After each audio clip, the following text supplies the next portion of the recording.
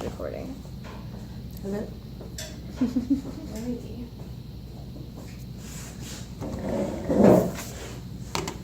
Pull this up. Alright, so I just, thanks for meeting with me. I know you have a very busy schedule. I appreciate taking time out of your day. Alright, so first thing, I have things on here that I'm going to show you. Okay. Just so, at this point, we are sort of in the midway part of our project, so I will have to explain to you. So this is sort of the cycle that we go through. So the first step is awareness, and that's when I did a lot of my research, my initial interview with you.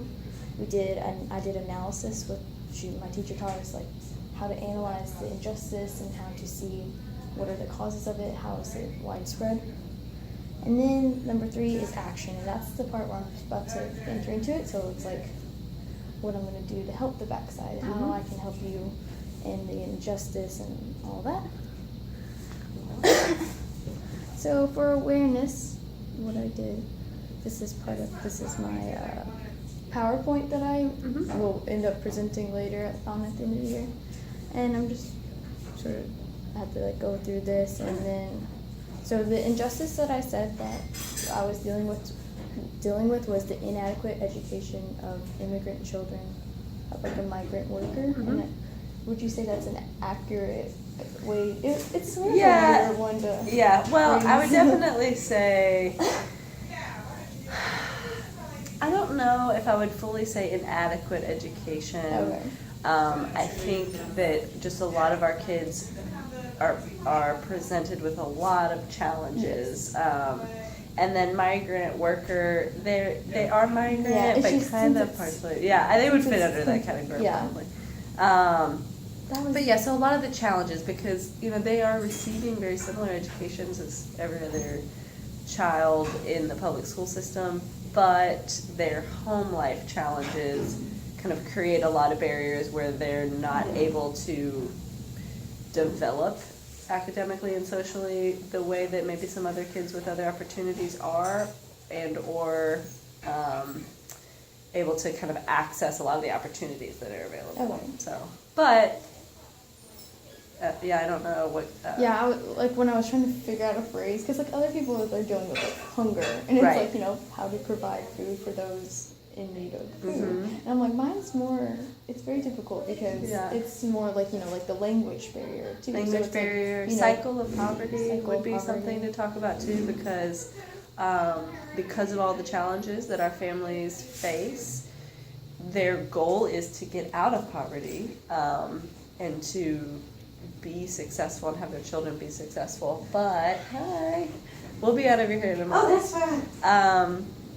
But because of all those challenges, it just like kind of keeps happening because their kids are not able to kind of pull themselves out. There are some wonderful examples of families that do, and that's kind of our place, is trying to make sure, okay, well, all these sacrifices that the families and the parents are making for their children, that their children actually can stay on track. Yeah, and to break the whole cycle. And to break the cycle, We do sort of like since it's a Catholic school, the Catholic social teachings, like mine's rights and responsibilities. So that's all stuff with that, examples. I like your visuals. Yes, I really like graphic Cool. and all that. Right, now we get into the justice, and I said it's found worldwide, but then like predominantly in like agricultural or like racetrack sectors, because that's where a lot of the parents will end up working, since it's more of the lower jobs, as I say. Yeah, labor jobs. So just their hold to sometimes lower academic. That's supposed to be expectations. These are all the like sort of statistics I found on it. So like dropout rate, how it's harder for them since they have to like help their family. Kind of need for funds, need for. Factors: lack of educational resources, dropout, the lack of education, and then I can add the poverty cycle to that. But continued cycle of lack of education for like the parents have limited formal education as well, and then so how do they instill the importance of education if they didn't receive it themselves? who is affected, mostly like second generation children. Mhm. So one of my infographics is like the immigrants. I had to sort of show how many there were. Uh-huh. Then this is the information I have on you guys, some of your services that you guys do, where y'all are located in South Louisville. For services, I would highlight, we do a lot of kind of social services Okay. and casework Alright, on that- top of it, which would help kind of reflect what we're doing to end kind of the cycle. So it's Okay. not just we have these classes, we're kind of a full Oh, support overall, system. Okay, Mhm. that's, I'll definitely add that. Mission statement, and then those are just some other, that's the end of it. Yeah. So yeah, that was that's just good. sort of, you know, that's something I'll be presenting, so I wanted to make Okay. sure I had accurate information, because this is, you know, at the end of the year, I want to I'm presenting this to my class and my teachers, and I want to make sure that they see the backside and all the wonderfulness it is. Okay. Alright, and then the next thing, it is, so my analysis. This is, we had to sort of pick our question, and mine was what factors are necessary to ensure that immigrant children are properly educated in like a welcoming environment. Mm-hmm. And in class, we sort of talked about what things sort of go into an injustice, and how like, Mm-hmm. so it's like, these are the factors necessary, like good education, effective government, like a nonprofit, like the backside that sort of cares, and then like supportive families, so moms and dads Yeah. who value education. So, let's see. Just, would you say those four are fairly? Yeah, those are That's- very yeah. important, definitely. Yeah, no, because I remember from our first interviews, these are some things that you sort of said, so I remember that when I was sort of. One thing that maybe could fall under effective government, but are just like the basic needs are met. So when basic needs aren't met, like hunger, shelter, those kinds of things, it just takes Takes none away. of these things become. Priorities. Mm-hmm. Yeah, so it's like if you can't meet, getting enough food to feed your family, why would you, like education or Right. moving out of that side? Yeah, it's not even. That's why a lot of kids struggle in school when those basic needs aren't being met. Then, Yeah. then how are they supposed to focus? Yeah, definitely. And then, so this is where we made this to sort of see, okay, so like our action, like what we're gonna do to sort of help. And like I know like the two that I was thinking, because like I know a lot of past students, like when they work at their internship, they did like fundraising, because that's like, It's always a need. always Uh-huh. the biggest need. So I figured it'd be like the good education, like for like money for the educational resources, or just nonprofit support. So I think the main thing that we had to do was just pick. I mean, I was assuming some of my classmates have more just like awareness things if you're working with specific agencies, but since this one, like I feel like money was definitely your Money and volunteers. volunteers. Because you're a part of that. Quick question. Where are the evaluations that students had completed? Had completed. Why?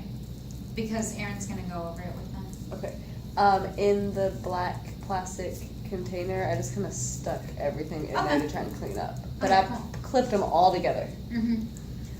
And then, would it be okay for them to like grade in class? Because they wanted to review it and see the answers, and if they like Sure. had to do their own. Yeah. Okay, well, thanks. Video. It's okay. It's like I said, it's very more Mhm. informal sort of thing. So one thing I would say, especially when it comes to education and children, funding is super important. But with our organization, because we rely The so heavily on volunteers. volunteers, that volunteers are a crucial part, because you all do like so much Yeah. as a part of that program, and develop these little relationships that they can learn from and that they can build trust in and all of that. So Definite. All right, so I'm thinking then I can focus on just like nonprofit support, because then it could be like awareness to sort of gain volunteers, and Yes. then fundraising for those resources as Yeah. well. So that would probably be the branch. Yeah, and especially because you have been very involved volunteer-wise, that I think it should reflect your experience the most, and I'm sure you have a pretty good idea now of what it kind of takes to be a committed volunteer Yes. and what kind of influence you have. And then, all right, so I guess now that I know that it's going to be the nonprofit branch, it says, let's see, brainstorm ideas of direct. So like direct service obviously would just be Mhm. volunteering. Volunteering. And then for the like social service, that's more of like the widespread sort of thing. So I guess like providing those materials that the kids need so they can break, continue their education, break out of the cycle. I think that would be the main, because like the way we like talked about it at school was like direct service was what you're doing at that moment Yep. to sort of serve that child or that family. Mhm. The social service is what you're doing to impact them in the long run, to sort of Okay. the widespread thing. So Okay. I think that one would just be with nonprofits. Resources, setting up some resources. sort of system, that would sustainable system or, connection. You could even do something like connecting. We've built partnerships with certain schools or organizations where we continuously receive Mhm. volunteers from them. So Yeah. it's like this maybe you're not able to volunteer for the rest of your life. Yeah. But Yes. because you kind of set something up with Since your you set it school up, yeah, or more whatever, people. there's like a consistent flow of Yeah, volunteers. because a nonprofit is a social service. Mhm. Because it's like the people that are coming to the backside, they're going to be affected forever because you guys Mhm. provide so much help toward them directly, and it changes like the course of their life. Yeah. Really. We're So hoping. yeah, that's disgusting. Yeah, so it's important to sort of raise awareness about this issue Yes. because it is not something like when I was deciding what I wanted to do my project on, like I had never heard of this place or like even this kind of injustice really. So I definitely think that's one of my goals of what I would like to do, sort of raise more awareness about Good. what goes on. Word of mouth is here. very powerful, Yes. really. So after this meeting, I will be like putting together the actual like proposal and I'll Okay. be sending it to you. I know like tentative timeline wise, I have to have like the project done by like the end of February. So that means Okay. when I say project, it's like I have to have these like sort of like events, like a fundraising, not here, but Mhm. like just sort of like Right. my own, invite my family, friends. I mean, like some people do like trivia nights, anything Okay. to sort of, it's like, okay, this is for my organization, I'm raising money for, school supplies or Uh-huh. whatever y'all are in Right, need whatever of. we And then can at the same time, sort of being, spreading awareness of what's Mhm. going on. So I'm thinking since I've started this now, Uh-huh. I'm going to start looking into some of the details of fundraising and Sure. the spreading the word. Probably like December, January, and then I'll finish up by February. That I sounds think good. that's about everything. Do you have any? I know this is really confusing for you. No, it's okay. Just let me know what you need. I know, like at the end of it, we have like this culminating sort of event, like that is supposed to take place here. Sort of gather Okay. some of the kids or family, where it's sort of like presenting whatever. Something. Yeah, like okay. if you like raise or like say you take that money to like buy Buy things. Yeah, But we something- can yeah, we can that's talk about that something whenever down the you road. kind of have your proposal. I'm sure we can figure something out Yes, that is definitely. that would be suitable for the kids. Yeah. Because we have our end of the year or like our holiday party, but that'll be too soon Yeah. for you to kind of do It'd- all of yeah, that. it'd probably be more like I'd In say February. February would be like the best time. That'd be once everything sort of is at a close. Sure. That was basically. I think that's it. Okay. Yeah, just let me know proposal wise. Am I supposed to kind of give you if I have any advice yeah, on any that? advice. or- Because like at this point, like up until now, it's like I've been sort of just doing the research, and now it's like you get to tell me, Okay. what do you need What from we me? need, I'm okay. willing to help, in any way that I Sure. possibly can. And so- you're wanting to focus on that the portion. non Sure. yeah. So like raising awareness of the issue, Uh-huh. trying to draw in more volunteers since that is a very crucial need here, and then any sort of monetary Mhm. donations. I think because I think that really would capture like And a lot of the needs. a lot of the needs here. A little Yeah, bit of all of the because needs. like money is important, but as you said, volunteers is Mhm. really drives Yeah, I mean, they're both going on. super important. Yeah. I mean, here's Teresa here, one of our wonderful volunteers. Brianna's doing a service project. She works at, or is a volunteer with the after-school program. Oh, awesome. Yeah. That's great. Teresa teaches one of our adult classes here. Oh, that's cool. All right, Yeah. well, Cool, thank you. I'm so sorry I was late. oh, no, you're fine. I was running, I made like a apple crisp thing, and when I got to the house, I realized we don't have an oven here, so I needed to heat it up. I was like sitting there like, come on.